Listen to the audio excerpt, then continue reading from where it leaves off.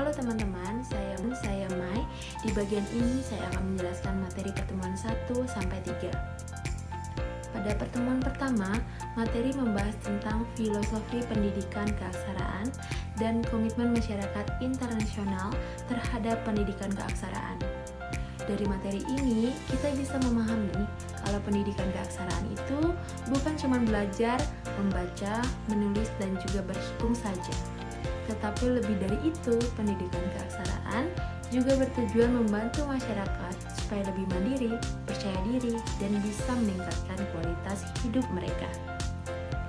Di materi ini juga dijelaskan kalau kemampuan literasi itu penting sekali dalam kehidupan sehari-hari. Karena kalau seorang bisa membaca dan memahami informasi, mereka akan lebih mudah mengikuti perkembangan zaman dan mendapatkan peluang yang lebih baik dalam pendidikan maupun pekerjaan. Nah teman-teman, lalu ada pertemuan kedua, yaitu dengan materi membahas sejarah perkembangan aksara di Indonesia dan paradigma baru pendidikan keaksaraan.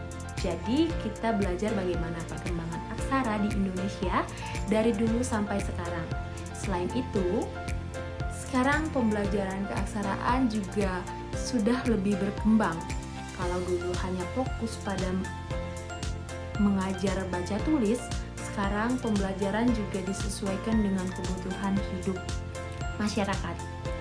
Nah, contohnya seperti belajar petunjuk obat, membaca petunjuk obat, dan juga menghitung pengeluaran rumah tangga atau memahami informasi di media sosial. Jadi pembelajarannya lebih dekat dengan kehidupan sehari-hari. Nah, lalu kemudian teman-teman ada pertemuan ketiga, membahas tentang materi jenis-jenis keaksaraan mulai dari tingkat dasar, lanjutan, sampai mandiri. Pada tahapan dasar, peserta belajar mengenal huruf dan membaca sederhana. Setelah itu, masuk tahap lanjutan untuk memahami informasi yang lebih kompleks. Sedangkan pada tahap mandiri, peserta diharapkan bisa menggunakan kemampuan literasi dalam kehidupan sehari-hari tanpa bergantung pada orang lain. Nah, menurut saya, materi awal ini penting sekali karena jadi dasar untuk memahami tujuan pendidikan keaksaraan dalam masyarakat. Sekian dari saya, akan dilanjutkan materi 4 oleh Andini. Kepada Andini, dipersilakan. Halo teman-teman semua, perkenalkan nama saya Andini Putri Suhanti. Di sini saya ingin menjelaskan dan membahas materi pada pertemuan keempat, kelima, dan pada pertemuan keenam. Di pertemuan keempat, materi membahas tentang pemerataan kebutuhan belajar masyarakat menggunakan pendekatan partisipatif atau PRA. Dari materi ini, saya memahami kalau sebelum membuat program pembelajaran, kita harus tahu terlebih dahulu apa yang benar-benar dibutuhkan oleh masyarakat. Jadi, program yang dibuat bukan program yang asal jalan, tetapi memang sesuai dengan kondisi dan kebutuhan mereka. Yang menarik, masyarakat juga dilibatkan dalam menentukan kebutuhan belajar mereka sendiri. Jadi mereka bukan cuma menjadi peserta, tetapi ikut aktif memberikan pendapat dan pengalaman.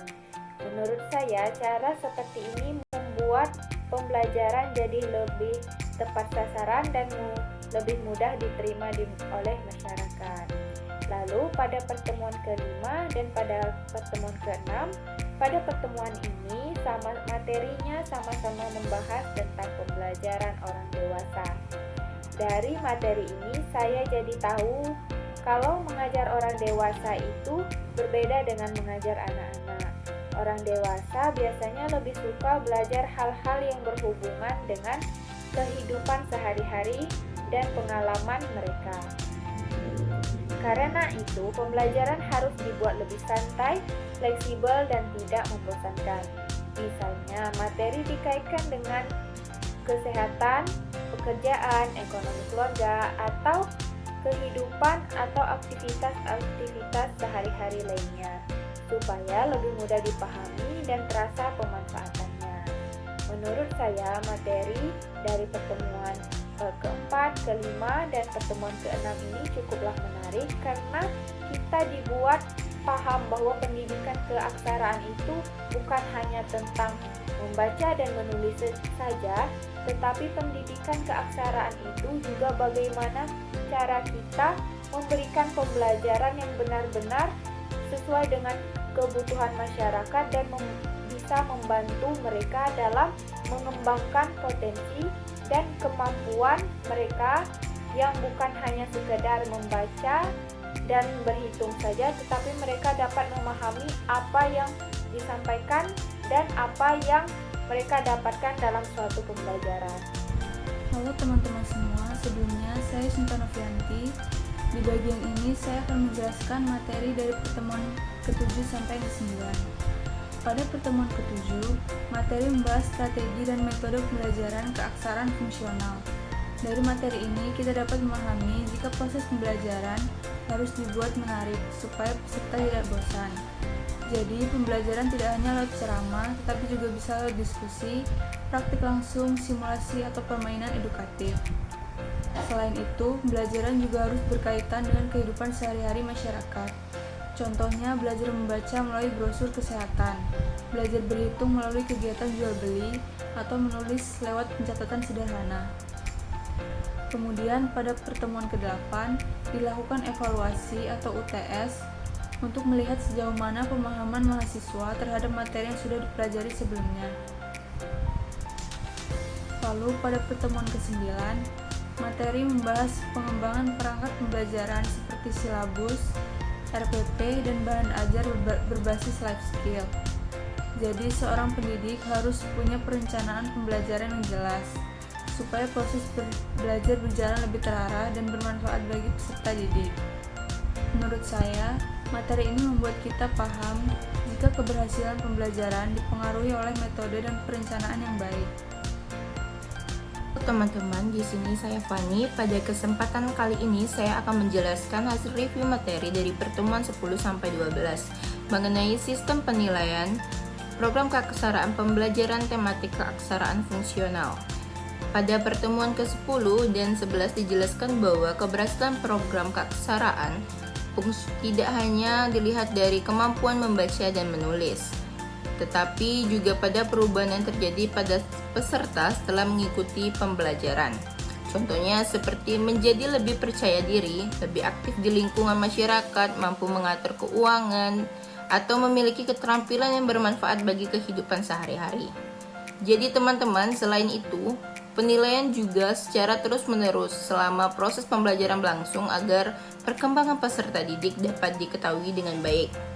Selanjutnya, pada pertemuan 12, materi membahas tentang pengembangan pembelajaran tematik keaksaraan fungsional. Dari materi ini saya memahami bahwa pembelajaran dilakukan dengan tema yang dekat dengan kehidupan masyarakat, seperti kesehatan, ekonomi, keluarga, lingkungan, atau keterampilan usaha. Melalui tema tersebut, peserta tidak hanya belajar membaca, menulis, dan menghitung, tetapi juga mempelajari hal-hal yang bisa langsung diterapkan dalam kehidupan sehari-hari. Menurut saya, materi ini sangat penting karena membuat pembelajaran keaksaraan menjadi lebih menarik, mudah dipahami, dan bermanfaat bagi masyarakat.